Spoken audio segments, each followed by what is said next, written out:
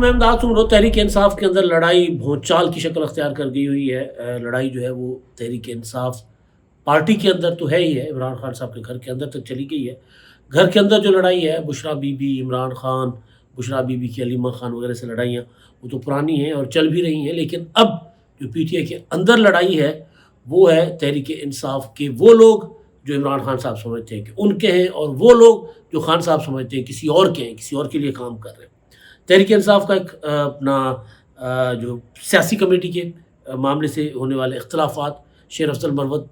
کے معاملے سے ہونے والے اختلافات اب آگے بڑھ گئے ہیں۔ اب شاندانہ گلزار کے معاملے پر اختلافات آ گئے ہیں، اور جو مرکزی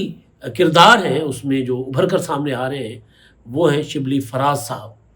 کل بھی تحریک انصاف کے جو رہنماؤں کی عمران خان صاحب سے ملاقات ہوتی ہے، اور ملاقات کے بعد بہت سی چیزیں جو باہر آ رہی ہیں وہ حیران کن ہے۔ ایک تو اختلافات کے حوالے سے، دوسرا جو ہے وہ مقدمات عمران خان صاحب کے اوپر جو چل رہے ہیں، خاص طور پر 190 ملین پاؤنڈ کا مقدمہ اور دیگر مقدمات،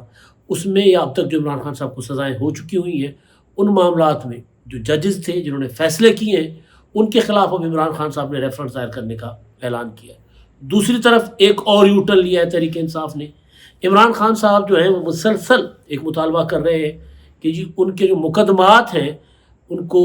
جلدی مکمل کیا جائے، التوا کا شکار نہ کیا جائے، خاص طور پر 190 ملین پاؤنڈ 9 مئی کے مقدمات۔ لیکن اب تحریک انصاف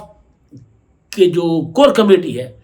اس نے الزام لگایا ہے کہ جی عمران خان صاحب کے مقدمات اسپیڈی ٹرائل کے طرز پر چلائے جا رہے ہیں، اور اجرت میں عمران خان صاحب کو سزائیں دی جا رہی ہیں۔ اب یا عمران خان صاحب ادھر ٹھیک ہے، وہ چاہتے ہیں کہ ان کے مقدمات کو التوا کا شکار نہ رکھا جائے، یا ادھر ٹھیک ہے۔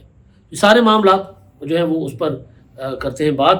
اور ایک معاملہ جو کل عمران خان صاحب آئے تھے وہاں پر 190 ملین پاؤنڈ کے مقدمے میں عدالت میں پیش ہوئے تھے، تو اس میں جو رپورٹ کرنے والے جو جرنلسٹ ہیں جو وہاں سے عمران خان صاحب سے گفتگو بھی کرتے ہیں اور عمران خان صاحب کی وہاں سے خبریں باہر بھی لاتے ہیں، جو عمران خان صاحب کبھی کہتے ہیں کہ جی میں آرمی چیف کو خط لکھوں گا، کبھی کہتے ہیں کہ جی آرمی چیف جو ہے وہ اصل میرے ملزم ہیں، اور میرے خلاف جو سازشیں ہو رہی ہیں وہ آرمی چیف کر رہے ہیں، میرے خلاف جو کچھ ہو رہا ہے اس میں چیف جسٹس بھی ملوث ہیں، اور میری بیگم کو اگر کچھ ہوا تو اس کے ذمہ دار آرمی چیف ہوں گے، اور پھر میں ان کو قیامت تک ان کا پیچھا نہیں چھوڑوں گا۔ یہ باتیں وہ کرتے رہتے ہیں اور صحافی وہ باتیں باہر لاتے ہیں۔ کل جو عمران خان صاحب نے باتیں کی اس میں تو ایک بات جس پر میں نے کل ولاگ کر کے آپ کو بتا دیا کہ انہوں نے خود کہا کہ جی میرے خون سے کوکین نکالی گئی، یعنی وہ یہ الزام لگا رہے تھے کہ جی پمز نے جو ان کے خون کے نمونے لیے کچھ عرصہ پہلے، اس میں انہوں نے جو رپورٹ دی وہ جعلی رپورٹ بنا کر انہوں نے الزام لگایا کہ جی میں کوکین کا عادی ہوں اور میرے جو ہے خون میں سے ڈرگ نکلی ہے۔ جو ظاہر ایڈکٹ جو ہوتے ہیں ان کے خون سے الکوہل ہو، کوئی اس طرح کی کوئی بھی چیز ہو، وہ خون میں پتہ چل جاتا ہے کہ وہ اپنا بندہ جو ہے وہ کس چیز کا عادی ہے۔ تو خان صاحب نے خود ایک تو یہ بات کی تھی،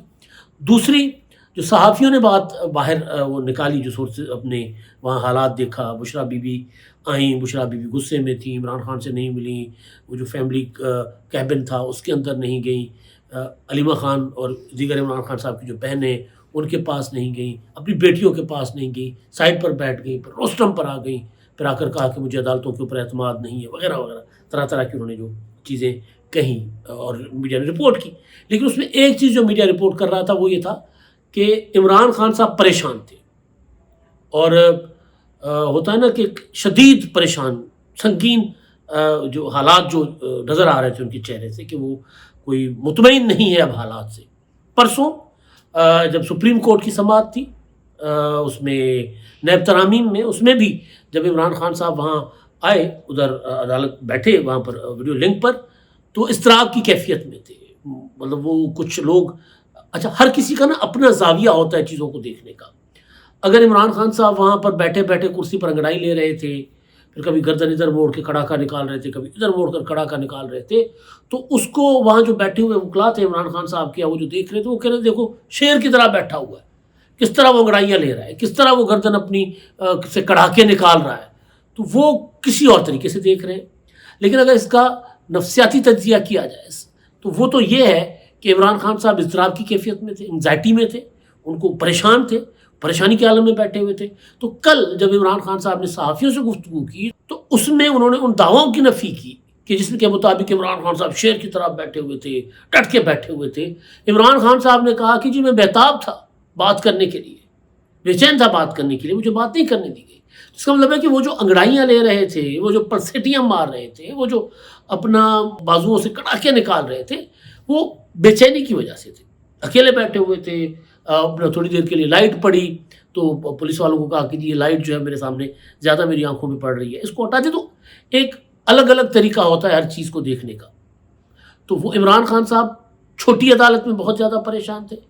بڑی عدالت میں اضطراب کی کیفیت میں بیٹھے ہوئے تھے، ڈسٹرب تھے. ظاہر چیزیں ان کے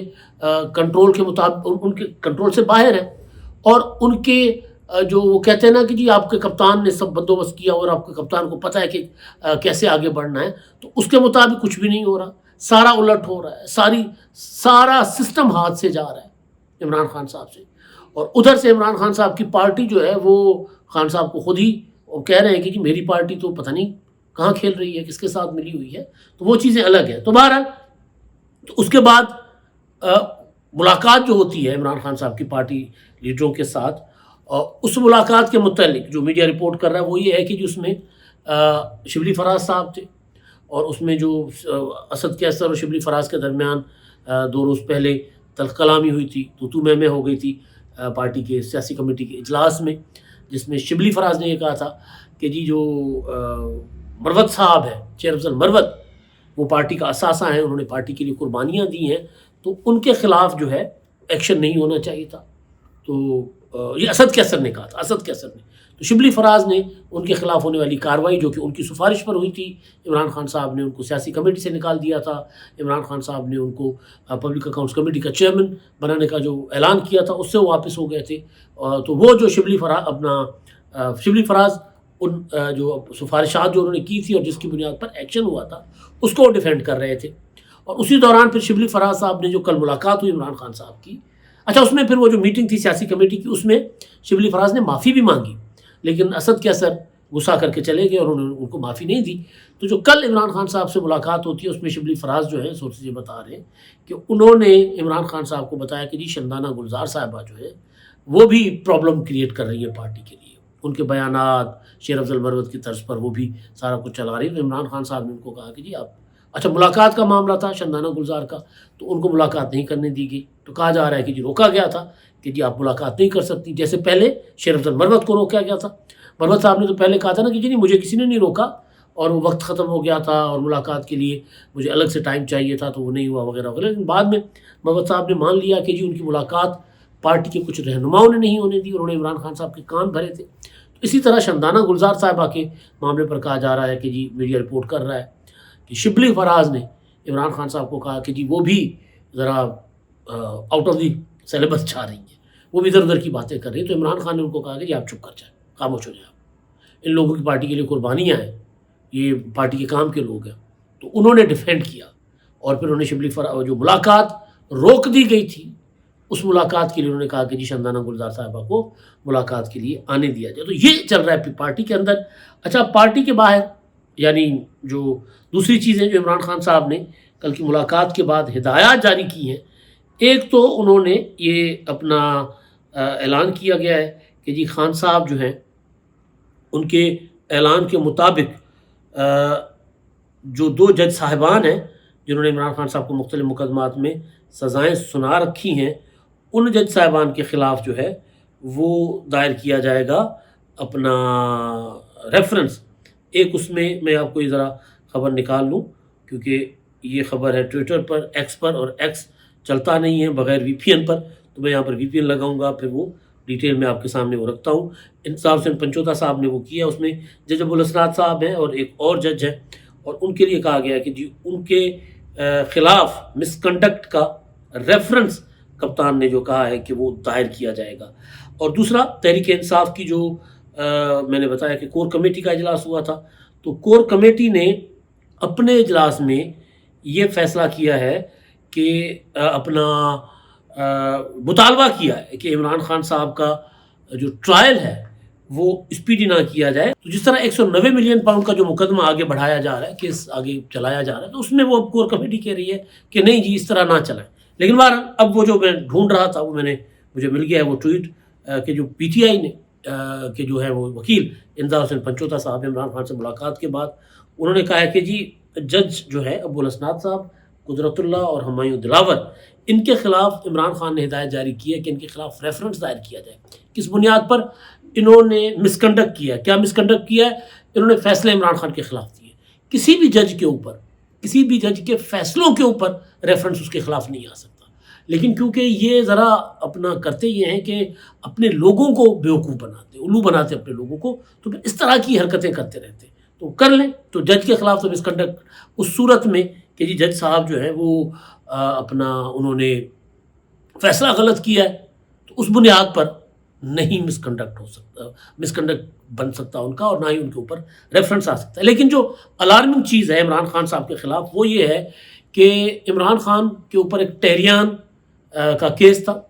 کہ انہوں نے اپنی بیٹی کی چھپائی ہوئی ہے. انہوں نے اپنے جو ہوتا ہے کیا ہوتا ہے اپنے متعلقین،